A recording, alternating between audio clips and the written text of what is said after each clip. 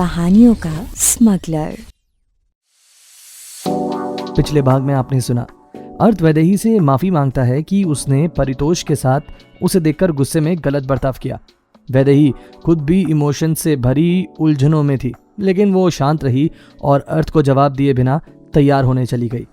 अर्थ उसकी खूबसूरती को निहार रहा था और अपनी गलती से शर्मिंदा भी था। वैदेही उसे कपड़े बदलने के लिए कहती है, पर अर्थ हैरान है कि वैदेही उसकी इतनी परवाह क्यों कर रही है, जबकि उसने उसे हर्ट किया है। वैदेही ने जवाब दिया कि वो उससे प्यार करती है और उसकी तकलीफ उससे देखी नहीं जाती। वैदेही के पेशेंस से अर्थ भी हैरान था। धीरे धीरे दोनों के बीच नजदीकियां बढ़ने लगी। तभी अवनी ने एंट्री ले ली।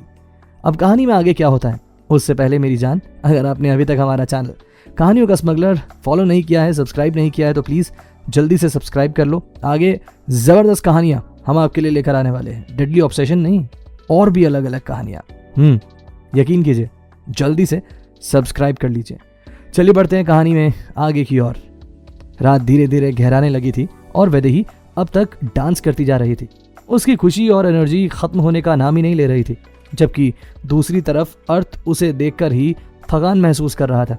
पर उसके चेहरे पर हल्की मुस्कान थी, क्योंकि उसे समझ आ गया था कि वैदेही की ये एनर्जी उसकी अंदर की खुशी से आ रही है, जो उसके मन के भीतर में गहराई से बैठी हुई है।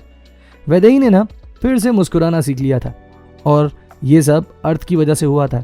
लेकिन जहां वैदेही के लिए ये बदलाव आसान था, अर्थ के लिए ये उतना आसान नहीं था। उसने अपने जीवन में जो कुछ भी सहा था, वो किसी भी नॉर्मल इंसान की फीलिंग्स को ख़त्म करने के लिए काफ़ी था। बहुत कम उम्र में ही वो जिंदगी के कड़े एक्सपीरियंस से गुजर चुका था, जिसने उसे वक्त से पहले ही मैच्योर बना दिया। अर्थ की जिंदगी में भी कभी ना कभी ऐसा आना ही था, ये सिचुएशन जो उसे प्यार का एहसास कराए या उसका ख्याल रखे। वो एक हॉस्टल में पला बड़ा था और 12वीं क्लास पास करते ही उसने अपना खुद का बिजनेस शुरू कर दिया था। उसके दादाजी ने हमेशा उसकी मदद की, लेकिन अर्थ ने कभी किसी पर डिपेंडेंसी नहीं रखी। उसकी जिंदगी का फलसफा था, खुद पर भरोसा रखो और किसी से मदद की उम्मीद मत रखो। जब अर्थ सिर्फ 16 साल का था तब उसे वैदेही के बारे में पता चला था। उस समय उसके मन में सिर्फ एक ही ख्याल था, बदला। उसने ठान लिया था कि वो वैदेही से शादी करेगा और उसके परिवार को जो नुकसान हुआ है उसका हिसाब बराबर करेगा। लेकिन वक्त के साथ उसकी समझदारी ने उसे ऐसा करने से रोक लिया। उसकी फीलिंग्स बदल गई और उसने वैदेही को नुकसान पहुंचाने की बजाय अपनी जिंदगी उसके नाम कर दी, और आज वैदेही उसकी पत्नी है। लेकिन उनके रिश्ते में एक अनसुलझा सा सवाल हमेशा बना हुआ है, जिसे वो समझ नहीं पा रहे हैं। अर्थ इसे अब तक समझ नहीं पाया। उसने कई बार वैदेही और उसके परिवार को नुकसान पहुंचाने की कोशिश तो की, लेकिन उसने कभी जानबूझकर उसे हर्ट नहीं किया, और उसकी जगह वो खुद वैदेही के लिए प्यार महसूस करने लगा था, भले ही वो इस फीलिंग्स को पूरी तरह से समझ नहीं पाया था। 1 साल का इंतजार जितना वैदेही के लिए मुश्किल था, उतना ही अर्थ के लिए भी। चाहे उसने अपनी फीलिंग्स पर कितने ही नकाब डाले हों, उसकी आंखों में वैदेही के लिए प्यार की चमक साफ दिखती थी।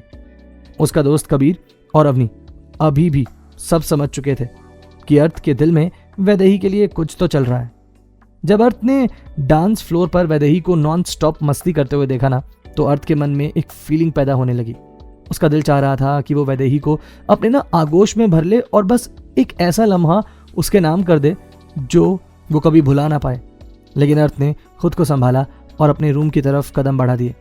वो एक बार फिर से अपने मन में उठ रहे फीलिंग्स के तूफान को शांत करने की कोशिश कर रहा था। वैदेही ने अर्थ को खामोशी से अपने रूम की तरफ कदम बढ़ाते हुए देखा तो उसने खुद को थोड़ा कंट्रोल किया और डांस फौरन रोक दिया। उसने इधर उधर देखा, परितोष भी इस वक्त वहां नहीं था। अब तक शायद वो भी सोने के लिए जा चुका था, और अब कबीर भी थक कर अपने रूम की तरफ कदम बढ़ाने लगा। वो सीढ़ियां चढ़ ही रहा था कि तभी दर्शिता ने उसे आवाज लगाई, कबीर सुनो ना। कबीर पलटा और हल्की सी मुस्कान के साथ बोला, बोलो ना, तुमने मुझे कुछ कहना है क्या? दर्शिता ने मुस्कुराते हुए जवाब दिया, हाँ, मुझे नहीं लगता कि यहाँ आपके अलावा कोई और है जिसे मैं कुछ कहूंगी। कबीर ने हंसते हुए जवाब दिया, बोलो, क्या कहना चाहती हो तुम? दर्शिता ने थोड़ा झिझकते हुए कहा, मेरे साथ चलो, और उसका हाथ पकड़कर उसे बालकनी की तरफ खींच लाई। कबीर कुछ समय के लिए तो समझ ही नहीं पाया कि ये हुआ क्या है, लेकिन उसकी आंखों में सवाल साफ झलक रहे थे। बालकनी में पहुंचकर दर्शिता थोड़ी नर्वस हो गई।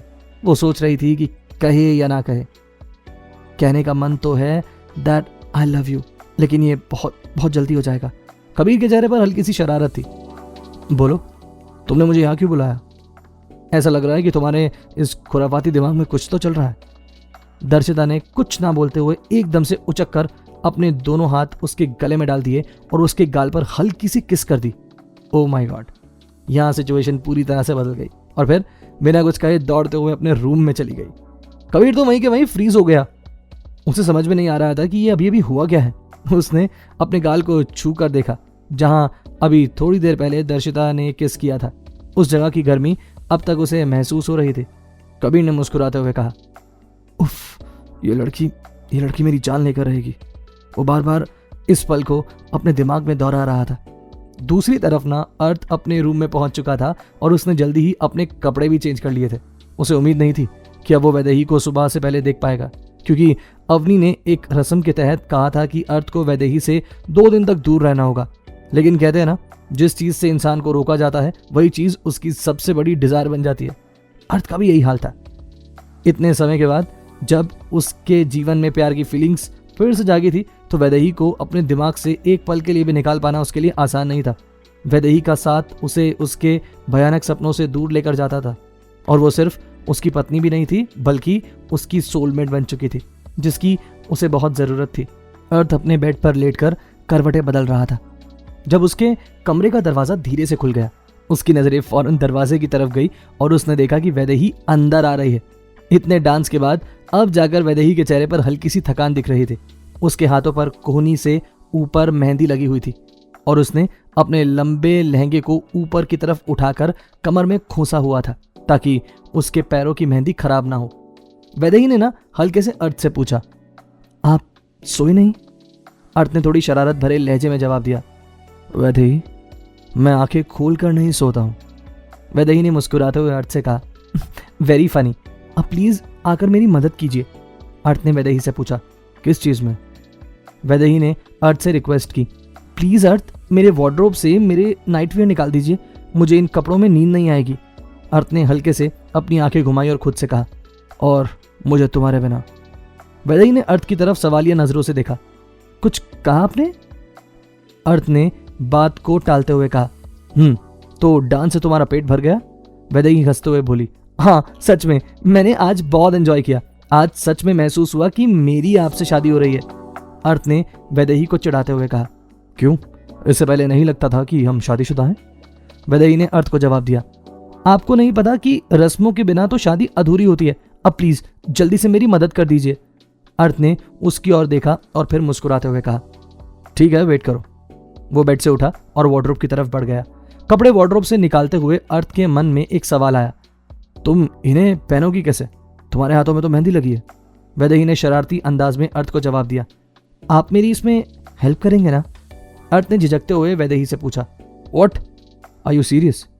तुम चाहती हो कि मैं तुम्हारे कपड़े चेंज कराऊं? वैदेही ने अर्थ को याद दिलाया, पहली बात, आपको मुझसे इतनी शर्म क्यों आती है? अभी तो आप मुझे याद दिला रहे थे कि आप मेरे पति हैं, और अब क्या मैं किसी और के पास जाऊं? कहते हुए वो नाराजगी जताने के लहजे में मुंह फुलाकर खड़ी हो गई।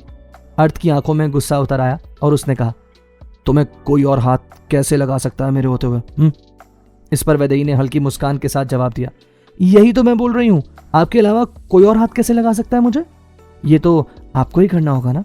एक काम करते हैं, आप अपनी आंखें बंद कर लो, बल्कि मैं तो बोल रही हूं ब्लाइंड फोल्ड कर लो।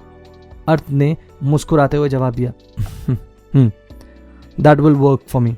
इतना कहते हुए अर्थ ने वैदेही के ओढ़े हुए दुपट्टे को उसकी कमर से खींच लिया। वैदेही की तो सांसें एकदम से थम चुकी थी। अब वो उस दुपट्टे को अपनी आंखों के पास लेकर जा रहा था जब उसकी सांसें वैदेही के स्ट्रॉन्ग परफ्यूम से महक गई जो उसके दुपट्टे में बंधी थी। वैदेही ने अर्थ को हाथ दिखाते हुए कहा, रुकिए, मैं रूम लॉक करके आती हूँ। अर्थ ने जवाब दिया, ओके। वैदेही ने जाकर डोर लॉक किया और अर्थ के नजदीक आकर खड़ी हो गई। वैदेही ने अपनी पीठ अर्थ की तरफ कर दी और उससे कहा, खोलिए इसे। इस पल वैदेही और अर्थ दोनों के ही दिल की धड़कनें तेजी से धड़क रही थी। अर्थ और वैदेही के बीच की ये हलचल गहराती जा रही थी, जैसे दोनों के दिलों में कुछ अनकहा धीरे धीरे उभर रहा हो। अभी तक माहौल में जो टेंशन और अनकंफर्टेबलनेस थी, अब उसमें हल्की हल्की सी नमी और मस्ती आने लगी। जैसे ही अर्थ वैदेही के करीब आया, उससे पहले ही उसने खुद को रोकते हुए कहा, I can't do it. Vaidehi ने उसकी तरफ थोड़ा चिढ़ते हुए देखा। तो आप चाहते हैं कि मैं पूरी रात इन्हीं कपड़ों में बैठी रहूं? अर्थ ने थोड़ा जल्लाते हुए कहा, इट्स योर प्रॉब्लम यार, I can't do this. Vaidehi ने उसके जवाब पर गुस्से में पैर पटकते हुए कहा, ठीक है, अगर आप यही चाहते हैं तो यही सही, और पास की एक चेयर पर जाकर बैठ गई। उसने अपने चेहरे पर कुछ ऐसे एक्सप्रेशन सजा लिए जैसे किसी रूठे हुए बच्चे के चेहरे पर होते हैं। अब तक अर्थ ने भी अपना ब्लाइंड फोल्ड हटा लिया था और उसकी नज़रें वैदेही पर ही थी। वो उसके गुस्से और क्यूट एक्सप्रेशन को देखता जा रहा था, हल्की सी मुस्कान के साथ। वैदेही ने मुंह फुला रखा था, जो उसे और भी ज़्यादा प्यारा और क्यूट बना रहा था।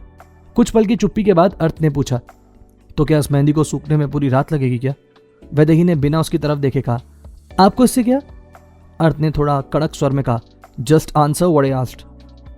वैदेही ने अब उसकी तरफ देखकर कहा, नहीं, मुश्किल से 1 घंटा लगेगा सूखने में। अर्थ ने कुछ सोचते हुए कहा, okay, let's do one thing. Vaidehi ने थोड़ा हैरान होते हुए पूछा, नाउ व्हाट? अर्थ ने वैदेही से सीधे सवाल किया, can you walk to the terrace? Vaidehi थोड़ा सा कंफ्यूज होते हुए अर्थ से पूछती है, टेरेस? क्यों, टेरेस पर क्यों जाना है? अर्थ ने बेहद शांत लहजे में वैदेही को जवाब दिया, आज फुल मून है और आई लाइक इट, तो सोचा कि आज साथ में उसे निहारते हैं। क्या अर्थ ने किया है वैदेही के लिए कोई सरप्राइज प्लान? आहिस्ता आहिस्ता से अर्थ और वैदेही के बीच मिटने लगी हैं दूरियां। क्या होगा जब वैदेही के भाई देवांश की होगी शादी में एंट्री? क्या कहानी एक बार फिर से लेने वाली है करवट? जानेंगे कहानी के आगे के सफर में। रहिए कहानियों का स्मगलर।